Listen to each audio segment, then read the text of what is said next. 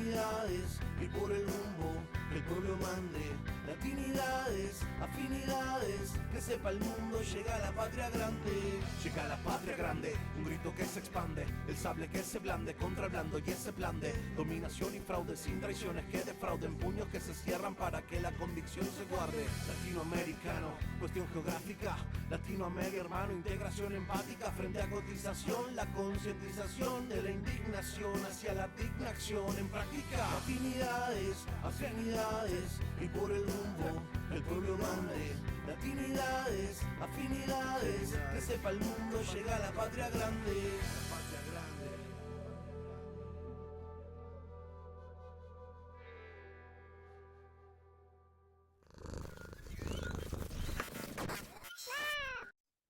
Buenas noches, República Dominicana. Buenas noches, México. Desde el estado de Nuevo León, saludamos a quienes nos acompañan en esta nueva emisión de Latinidades. Las amenazas arancelarias y de deportaciones de Donald Trump ya se cumplieron y se están cumpliendo aún. Esto apenas está empezando. ¿Qué podemos hacer ante este abuso, ante el ninguneo que le quieren dar al mundo, especialmente a Latinoamérica, que es donde estamos, donde nos interesa saber qué pasa y qué nos puede suceder? Para hablarnos de esto, nos acompaña un economista y político de República Dominicana. Cuando digo economista, lo digo muy sencillamente, pero es un gran economista y un gran político, que recientemente cumplió años, y vuelvo a reiterarle mis parabienes, que haya pasado muy bien el día de ayer, y también mis condolencias por la situación familiar que se te presentó. Tito Olivo, hermano, ¿cómo estás? Gracias por estar aquí con nosotros. Gracias, hermano. Sí, en el día de ayer cumplía años, pero lamentablemente en el día de ayer falleció un primo mío.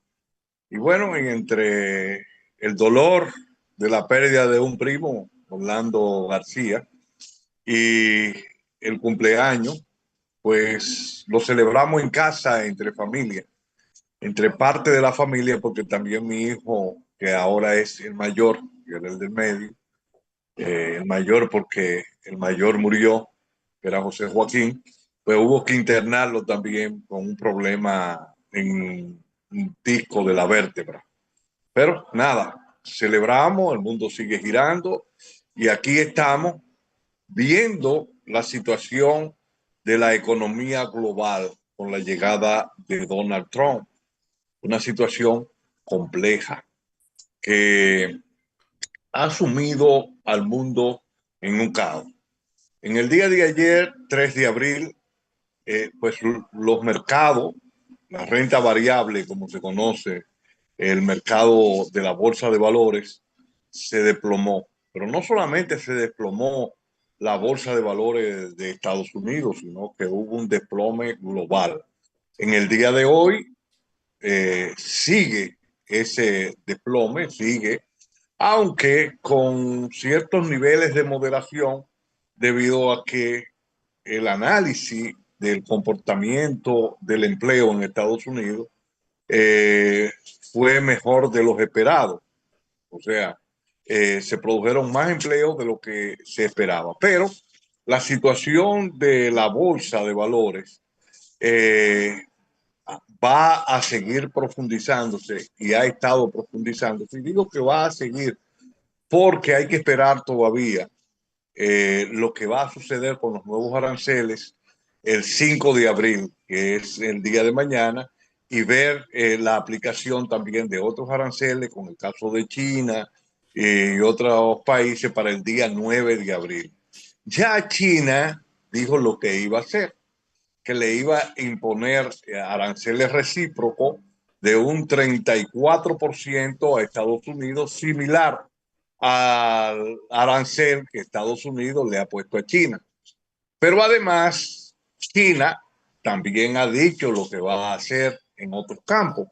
Como Estados Unidos, en términos de los microchips, ha sancionado a China, y China controla más del 90% del mercado de la tierra rara. Ustedes saben que la tierra rara, China produce el 70%, pero maneja más del 90% porque tiene el refinado de la tierra rara de otras naciones y ella controla ese mercado. Ahora, ¿qué pasa con esos 17 elementos que constituyen la tierra rara? Que con ellos es que se producen los microchips, se producen las computadoras, todos esos componentes electrónicos que necesitamos para el desarrollo de la tecnología. Entonces, China le ha dicho, bueno, ustedes me van a poner, me están sancionando porque no quieren que China ingrese al área de la tecnología con los microchips, de los nanochips, que como se conocen, pero nosotros vamos a tratar de desarrollarlo, pero no le vamos a vender a ustedes la tierra rara. Todo eso ha hecho en el área del SP 500, SPT 500, que son las 500 empresas que cotizan en el término de tecnología, pues eso se cayó. Ahora, aquí analizando esta situación, tenemos que ver qué vamos a hacer, porque Estados Unidos ha sancionado amigos o le ha puesto aranceles amigos, enemigos y aliados, como me dijo un directo amigo que está refugiado allá en México, que es Sigfrido Reyes. Y es real, Estados Unidos no tiene amigos ni enemigos, tiene intereses, como dijo Kissinger una vez. Estados Unidos es muy peligroso ser enemigo de Estados Unidos, pero es mucho más peligroso ser su amigo. Y por lo tanto, como ellos lo que tienen intereses, ellos han decidido crear una batería de sanciones, de aranceles y sanciones a otros países. Entonces, eso está afectando el desenvolvimiento de la economía. Como sabemos que Estados Unidos es la primera economía del mundo en términos financieros, porque en términos industrial, China es la industria del mundo. Pero, ¿qué ha estado pasando con esta situación? Que los países se han ido reacondicionando. Vemos el caso de Rusia, que a Rusia le pusieron baterías, más de 3.000 sanciones, y ellos han podido salir a flote. La economía de Rusia ha crecido, entonces Rusia creó los BRICS, y los BRICS tienen dos países que tienen una población bastante amplia. Por ejemplo, entre la India y China tienen alrededor de 3.000 millones de consumidores, porque tienen alrededor de 3.000 millones de habitantes. Entonces, esto nos da a nosotros una orientación. Debemos nosotros dirigir nuestros esfuerzos y relaciones sin dejar atrás a Estados Unidos, que es un socio preferencial de los países del área, porque nosotros, debido a la crisis que se dio en los 80, la crisis de la deuda de los 80, y crisis de deuda que también es posible que estalle recientemente, porque el crecimiento del endeudamiento global es grande, es de 318 billones de dólares, y Estados Unidos ha tenido un endeudamiento de 36 billones de dólares, y nuestros países han tenido que endeudarse para resolver algunos problemas, y esto nos crea una condición complicada, porque parte del servicio de la deuda que pagan nuestros países, o el servicio de la deuda, no parte, el servicio de la deuda, que son los intereses que se pagan por los préstamos, en la mayoría de nuestras naciones es más alta el pago, es más alto el pago del servicio a la deuda que lo que nosotros podemos invertir en el área social, en educación y en salud. Y eso nos complica. Pero además, eso es una bola de nieve que va creciendo con el tiempo y nos obliga a tener que volvernos a endeudar para poder hacer pago de esa deuda. Aquí hay una situación muy compleja, y entonces aquí, ¿qué nos está enseñando? ¿Qué nos enseñaron los rusos con todas las sanciones y la creación de los BRICS?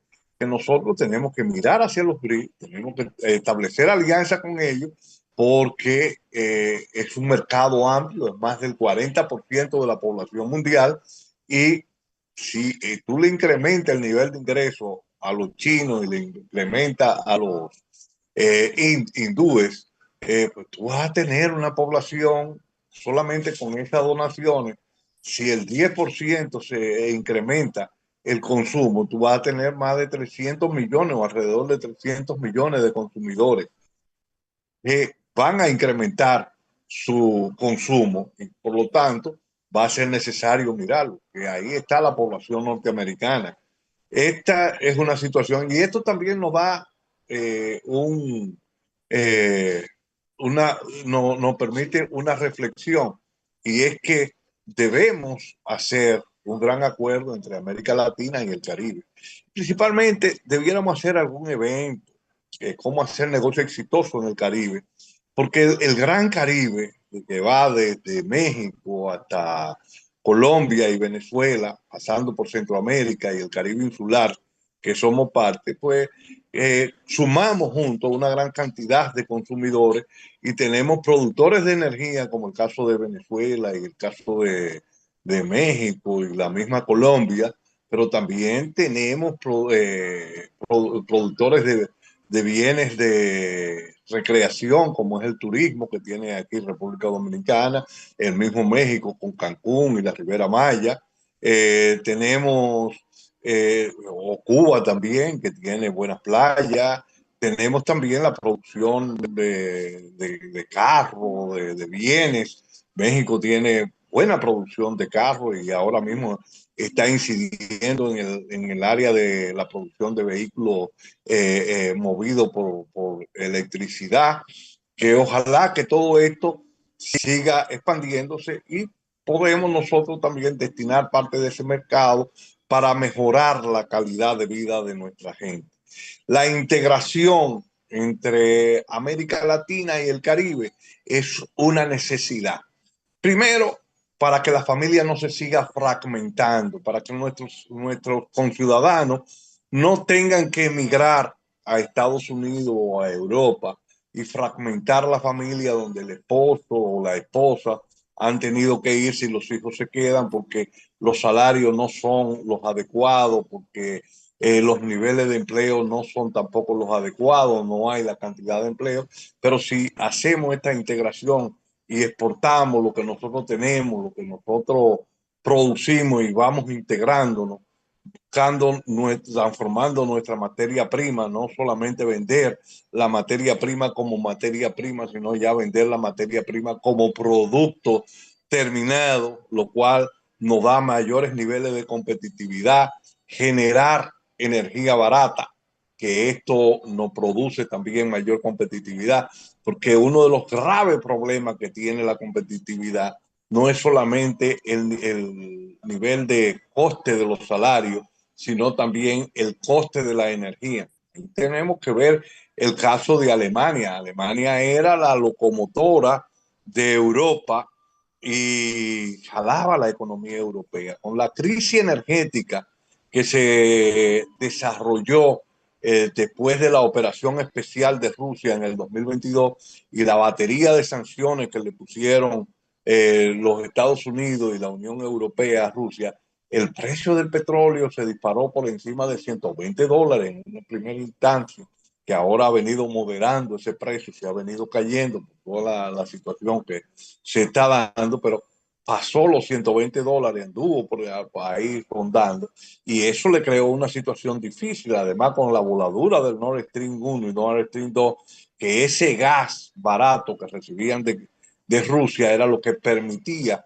que la industria alemana fuera competitiva, porque Alemania había salido de la energía nuclear y iba hacia una producción de energía renovable, y en lo que eso llegaba, pues tenían como transición el gas natural, pero al tener que comprarle ese gas a Estados Unidos, que tenía, que estaba a grande distancia, que ya no se le podía llevar por tubo a Alemania, sino que había que licuar ese gas, y al licuarlo eso tiene un costo elevado, más el costo que tiene traer ese gas en Estados Unidos, que es de la pizarra de esquito, que por su perforación es costosa porque es a grandes profundidades y hay que inyectarle una cantidad de sales y químicos para poder romper esa pizarra de esquito y extraer ese gas o ese petróleo de esquito.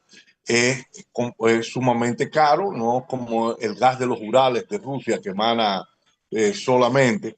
Entonces, ese gas hay que licuarlo para poderlo transportar y llevarlo en barcos metaneros hasta Europa y allá ponerlo en una planta de regasificación para después inyectarlo por tubo. Entonces, todos esos costes asociados andan alrededor de un 50% más caro.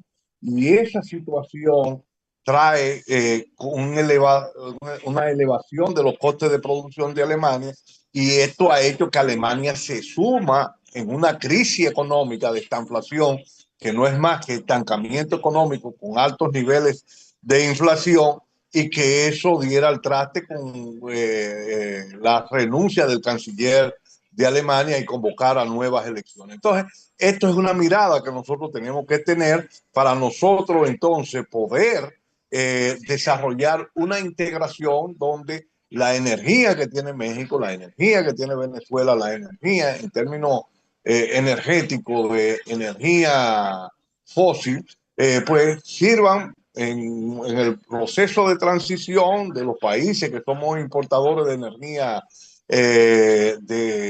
como el caso de República Dominicana, el caso de Cuba y otras naciones del Caribe, que somos importadores netos de energía, pues en ese proceso de transición, pues recibir la energía de esos hermanos y vincularnos con lo que nosotros podemos exportar, ya sea turismo, ya sea ropa, a través del proceso de las maquilas que hay, de zona franca, que van a entrar en una situación compleja por los aranceles que le ha puesto Trump a la entrada a Estados Unidos. Entonces, vamos a ver cómo nosotros vamos vinculando nuestras empresas entre sí, cómo vamos haciendo actividades de cómo hacer negocio exitoso en el Caribe o en América Latina, y ver cómo se pueden hacer ruedas de negocio y ver cómo vamos nosotros saliéndonos de ese mercado que, sin abandonarlo, pero que nos está poniendo aranceles, nos está poniendo trabas, y nosotros constituyendo un mercado nuevo que nos permita a nosotros vivir en mejores condiciones. Eso es lo que entiendo que debiéramos ir viendo, analizando. Claro, no podemos nosotros romper para nada con Estados Unidos. Lo que pasa es que no somos nosotros los que estamos rompiendo con Estados Unidos. El gobierno de Estados Unidos ha venido a romper con América Latina y ha venido a romper con muchas naciones del mundo, porque ha venido a ponerle aranceles a todo el mundo. Entonces, si ellos están en esa situación y están descarrilando la economía, pues nosotros tenemos que dar paso para fortalecernos nosotros en términos económicos antes que nos pase el tren por arriba.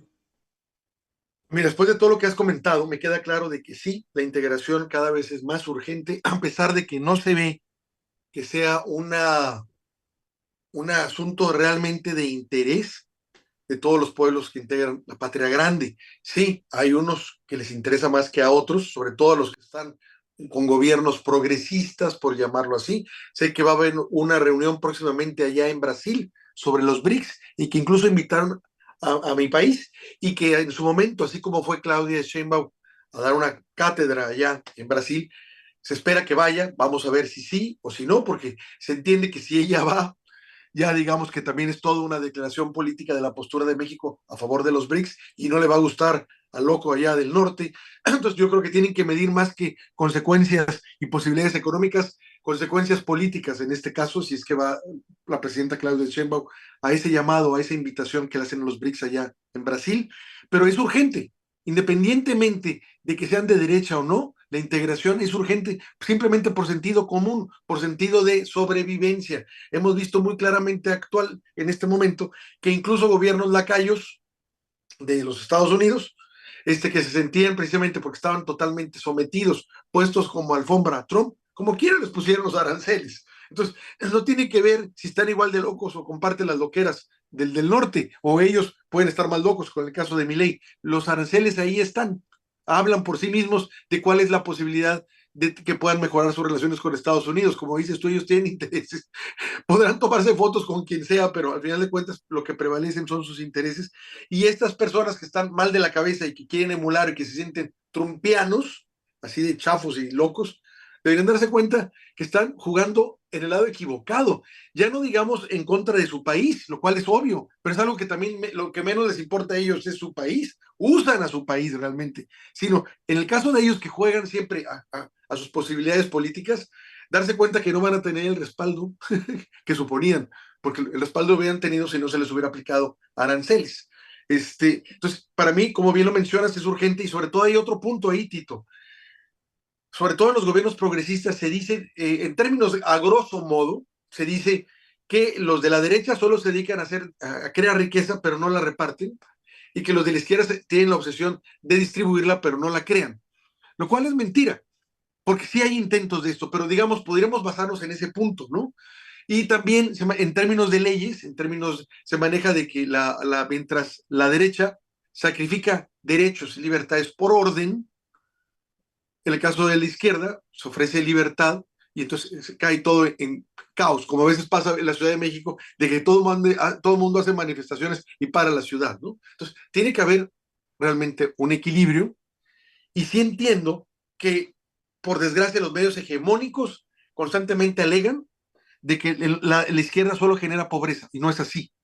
Creo que deberíamos aprovechar el reto que nos está ofreciendo esta administración de Trump para demostrar que sí se genera riqueza, pero con conciencia, con una conciencia de pueblo, conciencia social, no conciencia de clase de que me voy a hacer más rico para ser más rico, comprar el poder y yo tener controlado el país y todo, o ser dueño de medio país, como viene siendo generalmente el esquema neoliberal. Entonces, ahorita que dijiste tú esto, me quedé pensando, nosotros estamos apoyando un esfuerzo para hacer que los dos continentes más ricos del mundo, que es el africano y el nuestro, el de Abya Yala, nuestra América, puedan interactuar juntos, empezando por intercambios comerciales, para crear un bloque sur-sur.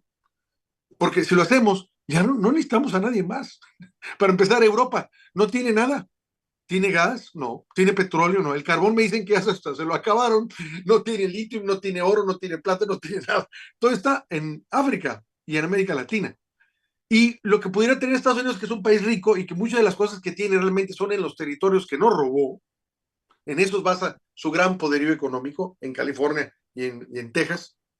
Este, Tenemos todavía más que ellos en recursos, América Latina. Entonces, si hacemos esa conjunción entre dos continentes que han peleado por siglos por su soberanía e independencia, en vez de dar la lucha siempre aislada, entonces pudiéramos cambiar las reglas del juego. Ya, incluso pudiéramos cambiar las reglas del juego a como están ahorita, que es China, Asia, la que pesa más. Pues en el momento en que África y América Latina se unan, el polo otra vez de desarrollo volvió a cambiar. No está fácil, pero lo que hace las alianzas, tú bien lo sabes, es la preocupación, el miedo. Mientras no haya miedo, no haya preocupación, todo el mundo está volteando para otro lado. Pero cuando viene la posibilidad de que puedas tú ser prescindible, de que puedan acabar contigo, entonces, y que tú veas que también otros están en tu situación, esa es la posibilidad que tienes de crear una alianza. Y apostamos por ella.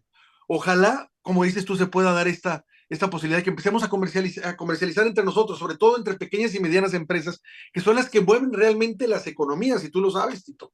Entre el 70 y el 80% y algunos hasta 85% de los países de América Latina, la economía se mueve por las pequeñas y medianas empresas que no te dan golpes de Estado, no te desestabilizan tu economía sacando dólares y que realmente lo que están haciendo es comprometerse con el país, porque no están pidiendo, oye, me regálame el terreno, dame concesiones de no pagar impuestos, como hacen todas las grandes transnacionales, que luego te sale, solo por traerla, te sale muy caro al fin de cuentas, por todas las cosas que no pagan y todas las ventajas que le diste. En cambio, las pequeñas y medianas empresas son las grandes abandonadas en toda América Latina, incluso por gobiernos progresistas. Ahora sí, te dejo hablar. Me emocionó lo que estabas diciendo tú al respecto.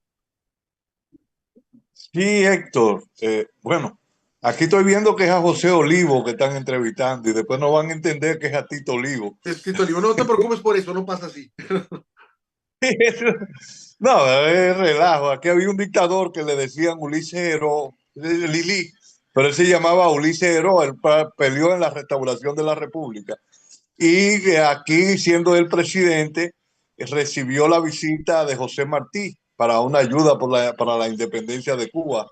Y él le dio una cantidad de recursos y le dijo, mira, te estoy entregando estos recursos, que te lo está entregando el general Lili, pero que no se entere el presidente Ulises Heró que el general Lili te está entregando esto porque Cuba es mi novia y España es mi esposa.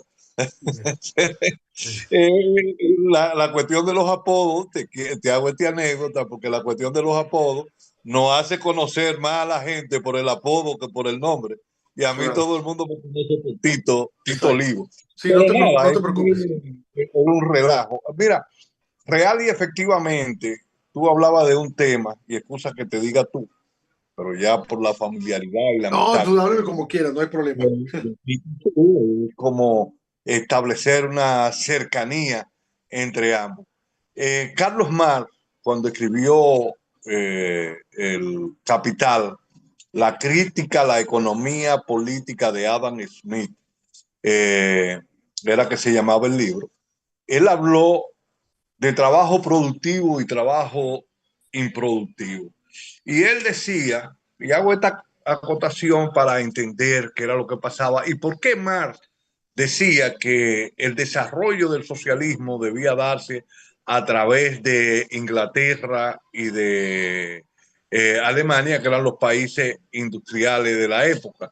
Y él decía que el trabajo del Estado esencialmente era un trabajo improductivo, pero que había trabajo improductivo necesario como defensa, seguridad, salud y obras de infraestructura del Estado, pero que también había trabajo productivo innecesario. Por ejemplo, un capitalista que le gustaran mucho las mujeres, tenía varias novias y metía varios familiares de eso en su trabajo, pues eran trabajos totalmente improductivos porque lo que iba era a llenar un hueco, pero lo otro eran improductivos necesarios. Y digo esto porque aquí nos hace reflexionar y ver qué fue lo que pasó con la Unión de Repúblicas Socialistas, porque cayó, qué pasó con toda esa maquinaria de producción que había ahí y por qué colapsó. Entonces, aquí es verdad que los Estados Unidos, los europeos, tuvieron un rol importante, pero también fue ese lastre que había de financiamiento del Estado en gran cantidad. Ahora, esto nos hace reflexionar y nos plantea que nosotros tenemos que hacer alianza porque vemos el tema de China.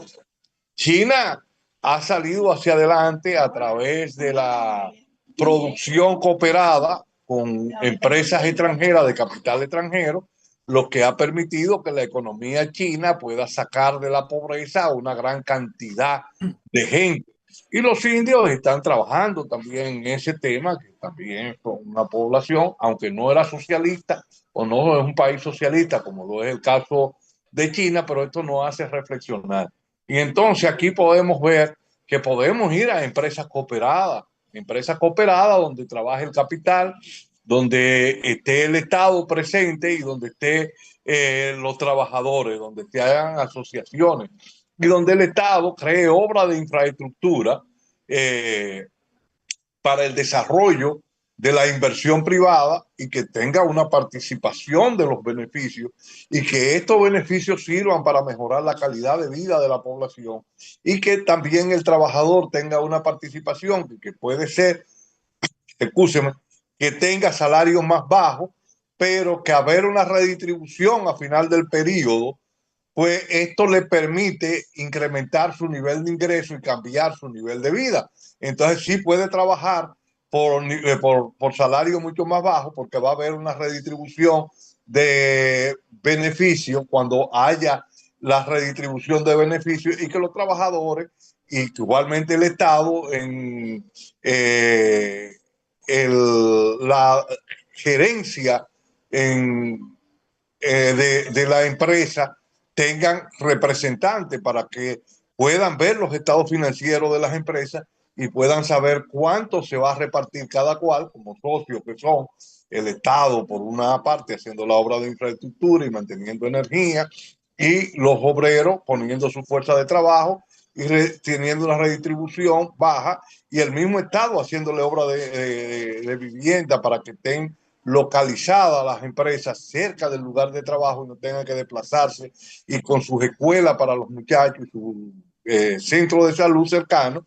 Y todo esto va a dinamizar la inversión y va a atraer capitales porque va a haber mayores niveles de beneficio. Y esto haría que también el Estado cobre menos impuestos, excúseme, y que a cobrar menos impuestos, pero sí participar como socio, esto haga que el Estado tenga muchos recursos económicos. Y vemos que entonces así podemos ir saliendo del lastre que hemos tenido y que no nos ha permitido avanzar. Lo que ha planteado esa alianza sur-sur es maravillosa, pero creo que también debemos comenzar nosotros, primeramente, por nuestra integración. Y debemos también ir a lo que se conoce como la nueva tecnología solares, donde países como el nuestro país, como el de Cuba, otros del área, que somos importadores netos de energía, desarrollar las construcciones de vivienda y de hoteles a través de la nueva tecnología de las energías solares. ¿Y qué son esa nueva tecnología de la energía solar? No es más que los materiales de construcción sean productores de energía eléctrica. Esos materiales de construcción como teja, vidrio, ventanas, persianas y los paneles flexibles, que son mucho más livianos que los paneles normales que pesan 18 kilos, estos pesan 3 kilos, y son curvos y se pueden. Esto reduce nuestra dependencia de la energía fósil y nos hace un poco más autónomos de lo que somos, y nuestras naciones que son importadoras de energía, muchas pues reducen su importación de energía, y esto no quita que el petróleo de México o el petróleo de Venezuela o el petróleo de Colombia sea utilizado, porque el petróleo no solamente se está utilizando para la producción de energía química para la movilidad o para la producción de electricidad, sino que también el petróleo se utiliza para la fabricación de celulares, de computadoras, de partes para vehículos, de zapatos, de ropa. Son muchos los productos ya que vienen como derivados del petróleo, y que son utilizados y que se va a tener que seguir utilizando hasta nosotros ver cómo podemos ir sustituyendo. O sea, que va a tener otro uso, no solamente el energético. Puede reducir, y dentro de la energía también va a tener una ventana, porque todavía no se va a salir de los combustibles que se utilizan para los aviones o que se utilizan para los barcos o el transporte. Pero esto nos puede dar un respiro y dar mayores niveles de competitividad cuando hacemos esto, y emitimos menos CO2 a la atmósfera, que es uno de los gases de efecto invernadero, aunque existen otros gases de efecto invernadero, como es el metano, que se produce en los vertederos, y tenemos que dar paso para la transformación de esos vertederos, la parte orgánica de los vertederos que se pudren y produce mucho metano, para que ese gas no vaya, pues transformarlo en gas metano para la utilización de calentamiento o producción de electricidad. Y los otros, como los plásticos y las gomas por refinería inversa o pirólisis, o otros mecanismos que puedan existir, convertirlo en combustible otra vez.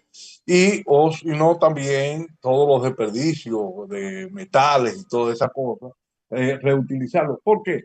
Porque el mundo va creciendo. Somos ya 8.000 y tantos millones de habitantes que tiene el mundo, y esos 8.000 y tantos millones de habitantes, o 9.000, no sé, porque va todos los días sube, son no solamente habitantes, son consumidores, y vamos a tener que saber reusar y reciclar los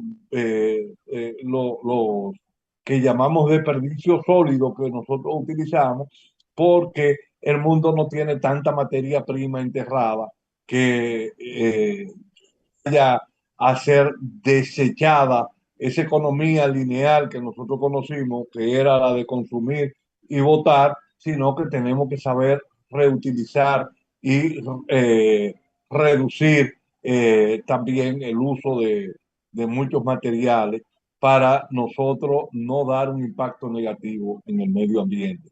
Entonces, eso lo tenemos que hacer y tenemos que vincularnos a África, que es un continente muy rico, pero que hemos vivido de espalda y que estamos vinculados históricamente con África. ¿Y por qué estamos vinculados históricamente con África? Bueno, porque cuando los españoles y los europeos llegaron aquí, acabaron principalmente en las islas del Caribe con los indígenas que había en República Dominicana y Cuba, que no nos dejaron uno ni de muestra siquiera. Entonces ellos Terrible. decidieron traer esclavos de África para la producción agrícola, para la producción de café, cacao, azúcar y exportarla hacia Europa. Entonces, esos que trajeron encadenados, pues eran padres o abuelos de nuestros padres y de nuestros abuelos, de nuestros bisabuelos, y somos descendientes. Yo mismo tengo una mezcla alta de negro, y tengo también mezcla de blanco. Los mulatos somos una mezcla. Yo soy más negro que mulato, como dicen. Entonces, tenemos esa vinculación que viene de África. Nosotros siempre hablamos y que de la madre patria, España, una madre patria que nos pateó, nos golpeó, pero también debemos tener esa madre africana que también lo trajeron a ellos en condiciones muy deplorables, en barcos encadenados hacia acá. Entonces tenemos que dar una mirada hacia allá y ver cómo ese capital, porque se va a necesitar una acumulación de capital para poder desarrollar nuestras industrias, puede llegar en sociedad con el Estado y damos una ruptura a ese modelo neoliberal que se comenzó a instaurar, como ya hemos hablado en otro programa de ustedes, comenzó a instaurarse en América en los 1973 con el golpe de Estado de Salvador Allende en Chile. Primero se utilizó para frenar el desarrollo de la izquierda que venían ganando elecciones a través del voto popular, y ese era un mensaje. En todo el cono sur se instaura ese modelo neoliberal como un experimento para Estados Unidos reducir su déficit gemelo, que era déficit en balanza comercial dentro de la balanza de pago, pero déficit fiscal que obtenían a través de las guerras que estaban llevando en otros países, como era el caso de Vietnam o el mismo caso de aquí de República Dominicana, que en el año 1965 nos invadieron, el caso de otras naciones, Grenada, Panamá. Bueno, Panamá todavía fue después de los 90, en los finales de los 80, principios de los 90, que se dio la invasión, pero invasiones que daban, y eso le incrementaba el gasto, porque eso se hace con tropas, y tropas que ellos tienen que darle desde la bala hasta los alimentos que consumen y tienen que llevarse.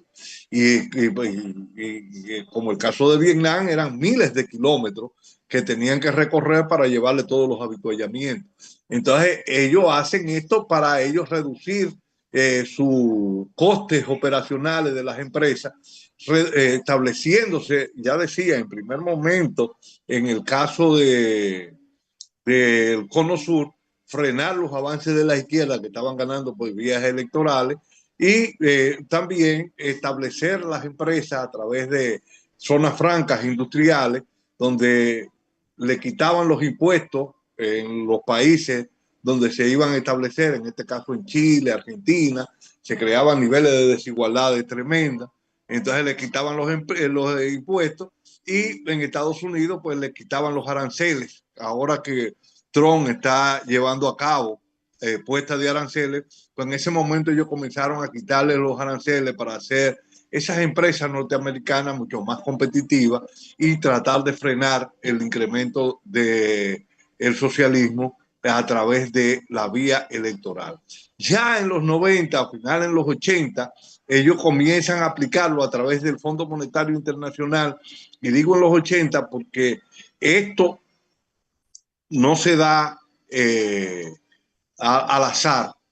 En el año 1973, cuando se da eso, se da la guerra del Yom Kippur. Y para ese entonces el barril de petróleo antes de la guerra del Yom Kippur costaba $2.50. Y cuando le ponen las sanciones, los países árabes y productores de petróleo y que le dan peso a la OPEC que se había iniciado a principios de los 60 por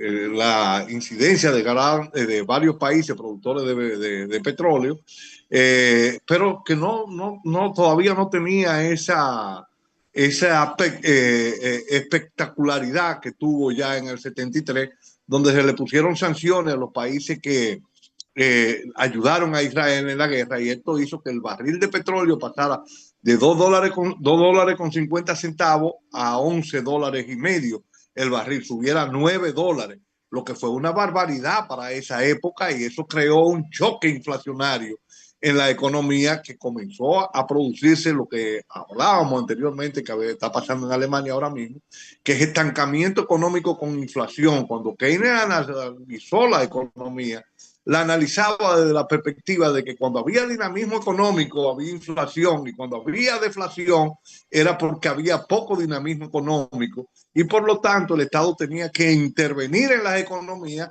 cuando la deflación estaba, cuando la crisis había de crecimiento económico. El Estado debía intervenir bajando la tasa de interés bancaria, creando obras de infraestructura para incrementar la demanda de bienes y servicios, y esto iba a crear dinamismo. Y cuando ese dinamismo se calentaba y creaba inflación, entonces el Estado tenía que subir la tasa de interés, reducir el gasto público para reducir el dinero en manos del público, y esto iba a frenar la inversión, y por lo tanto iba a moderar la economía, iba a llegar a un momento de equilibrio.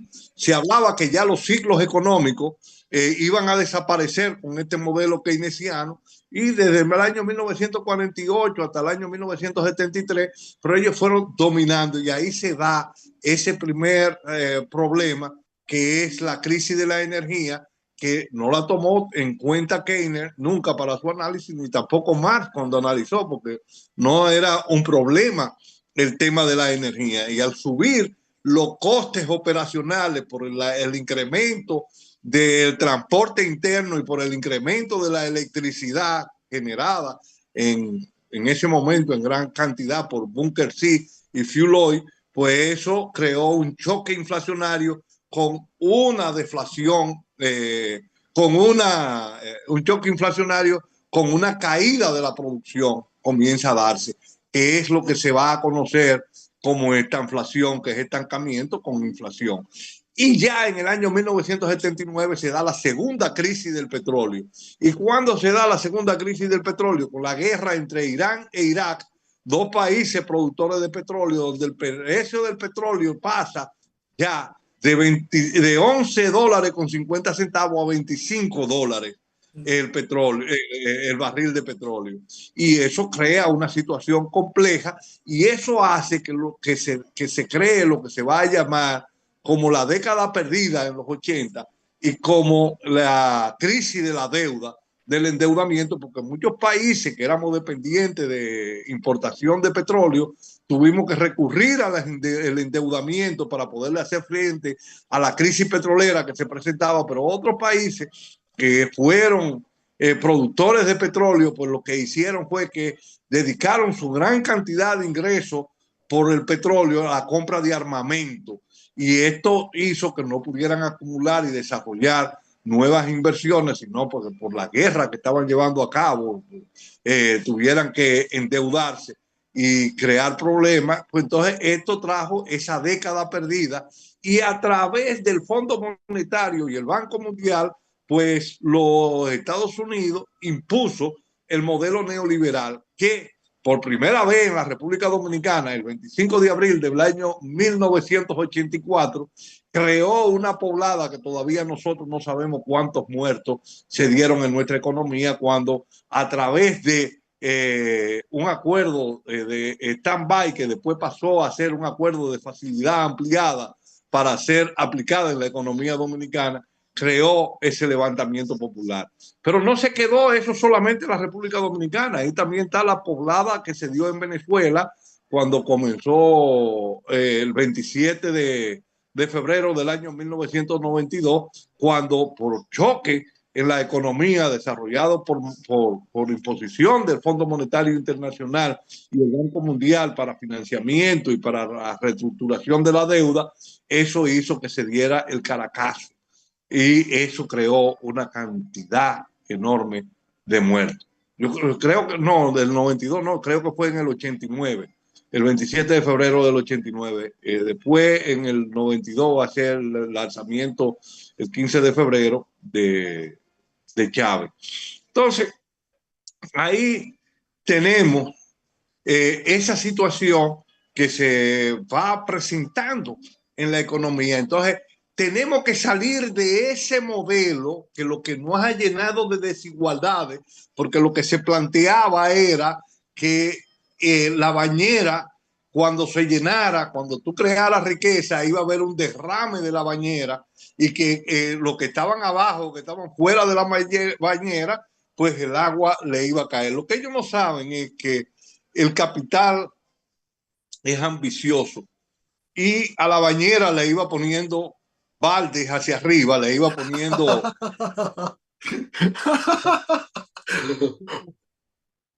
lo que único que llega es pobreza y miseria.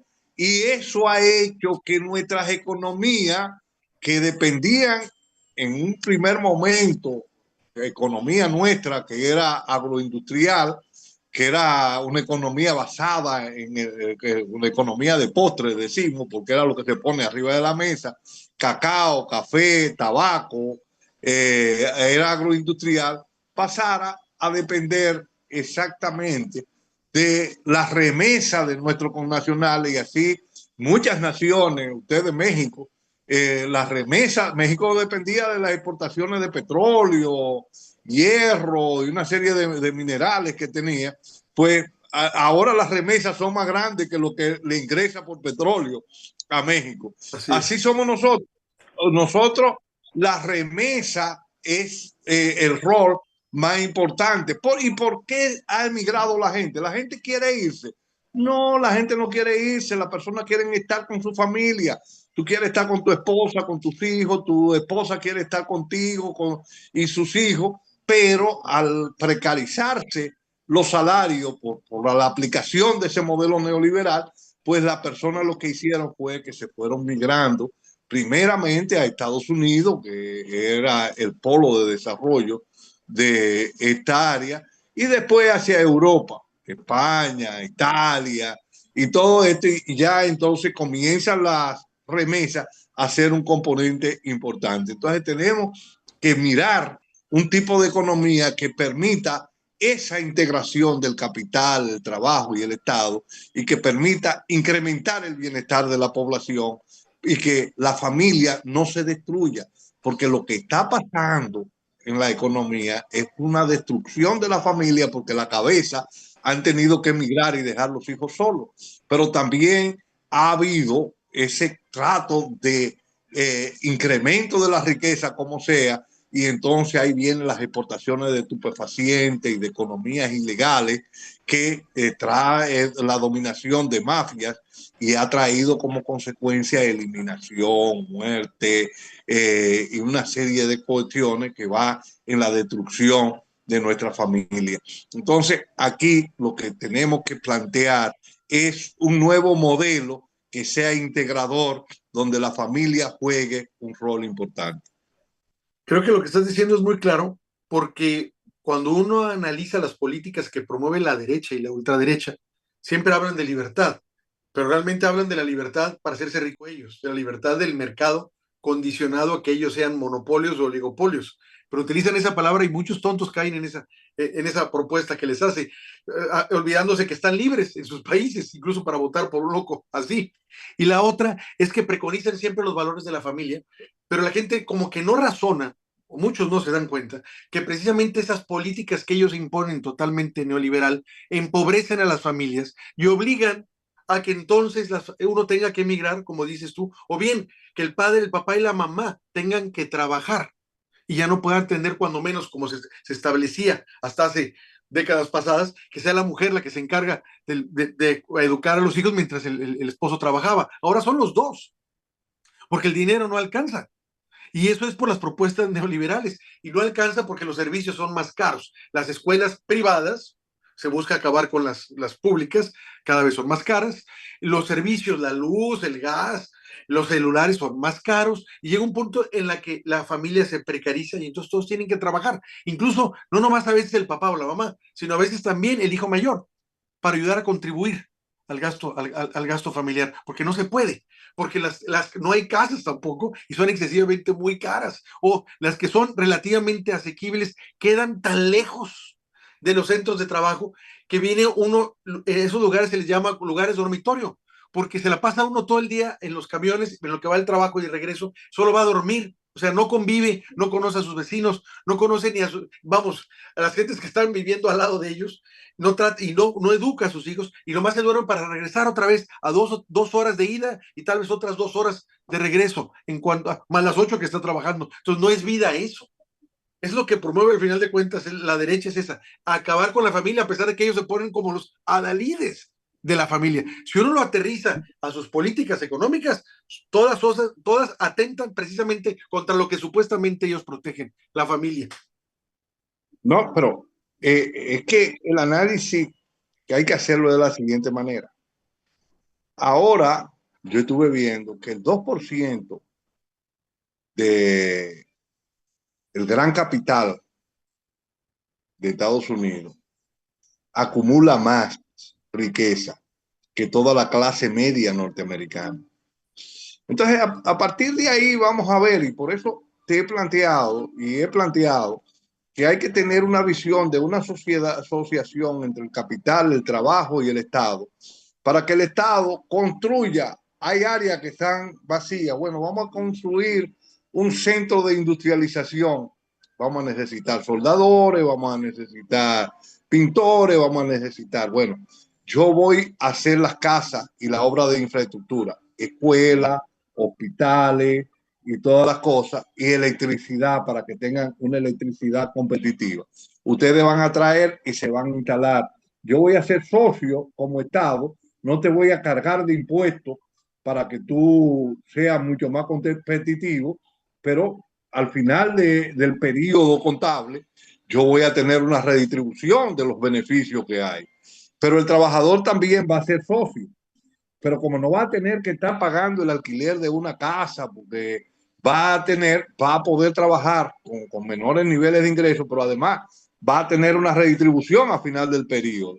Y esto le permite, con esa forma cooperada, en forma de cooperativa, eso le permite ser mucho más competitivo y sacar mucho más gente de la pobreza y estar más tiempo con la familia, porque no va a tener que recorrer grandes distancias. Pero una de las cosas que yo quería hacer hincapié en el tema fue la privatización de los servicios sociales y del servicio energético que se dio en todo el continente. Yo recuerdo que aquí en la República Dominicana, en el año 1999, cuando se desarrollan las leyes de privatización de las empresas públicas, y una de ellas, la energética, para ese entonces existía lo que se llama la Corporación Dominicana de Electricidad, CDE, y el Estado la subsidiaba con 20 millones de dólares, que eran 25 millones, que fue el cálculo que hice del año 2023. O sea, al 2023 eran 25 millones de dólares que estaba subsidiando el Estado. Para esa época eran 200 y pico millones de pesos. Una cosa, eran 25 millones, 20 millones y 25 millones del 2023. En el 2023 el Estado Dominicano financió al sector privado porque se fue a la privatización, porque eso debía tomarlo el Estado y que para mejorar la calidad de los hospitales, de la salud del pueblo. El Estado, a través del subsidio eléctrico que le dio a la EDES para que se la dieran a la generadora, fue alrededor de 1.600 millones de dólares. Es un trancazo. Muchísimo. Mucho más de lo que se dio para esa época. Pero no solamente eso. Yo que soy sobreviviente de un cáncer y que se me murió mi hijo mayor de un cáncer, yo te puedo decir que lo que hemos pasado con las famosas, los famosos seguros médicos. No yo, pero sí mi hijo. Eh, mi hijo era subdirector de redes del Banco Popular de aquí de la República Dominicana, el banco privado más grande que hay, y el segundo banco más grande, porque el otro es el del Estado, que es el Banco de Reserva. Bueno, mi hijo, el 31 de diciembre, comienza a sentir, ya el 24 de diciembre, que le da el primer dolor y lo internamos. Ahí no hubo problema, el seguro le cubrió todas las cuestiones, se fue. Ahora, el 31 en la noche comienza a sentirse mal y nosotros tenemos que el 1 de diciembre de 2020, eso fue el 24 del 23, del 19, el 1 de diciembre el 1 de enero del 2020, tenemos que salir con él a Sedimax urgente. Cuando nosotros llegamos de madrugada en una ambulancia a Sedimax, que lo desmontamos, me dicen que para atenderlo tenemos que buscar 20,000 pesos dominicanos. 20,000 pesos que eran alrededor de, en ese momento, 400, 500 dólares para que la persona sepa, pero que tú nunca vas a andar con dinero así en los bolsillos. Y le digo, pero él tiene su seguro. Dice, sí, pero debe dejar una garantía por si se pasa el nivel de seguro que tiene, porque tiene que dejar esa garantía y si no se usa, se le devuelve después. Entonces tuvimos que buscar los 20,000 pesos para que a nuestro hijo se le diera atención médica. Esa es la privatización. Y después que nos ha pasado a nosotros con nuestro seguro que tenemos, bueno, mi esposa y yo tenemos ya, ella tiene 72, yo tengo 73 años que cumplí ayer, pues entonces, ¿qué pasa? El seguro anteriormente de la tarjeta de crédito de mi esposa se descontaba, ahora no. A veces cuando tú vas a tomar, va a chequear en el servicio de salud que pasa el seguro, te dice, no, está suspendido. ¿Pero por qué? Ah, que no lo han pagado. Entonces tú tienes que estarte recordando el día de pago. La suerte que yo no pasé por esto, porque tengo un seguro internacional que mi cargo me lo permite y me cubrió casi la totalidad del 100% de mi enfermedad que tuve y no tuve yo que hacer grandes desembolsos así. Pero te hago esa cuestión porque esa privatización de la seguridad social ha traído como consecuencia que mucha gente se ha muerto. Por ejemplo, Claudio Camaño, que fue primo hermano del coronel de Abril, del coronel Francisco Alberto Camaño de Ñoy, que vino con él en la guerrilla del 73, del año 1973, se murió después de un motor estropearlo, porque fueron a varias clínicas con él para que le prestaran servicios de salud y no se lo prestaban porque no cubría el seguro la demanda y tenían que moverse hasta que falleció.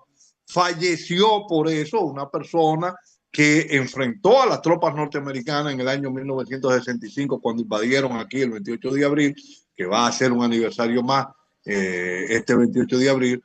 Y mucha gente aquí, ingenieros, gente ama de casa o cualquiera, ha fallecido porque ha llegado y en las clínicas no se le presta el servicio adecuado porque no tiene una cobertura en el área de salud.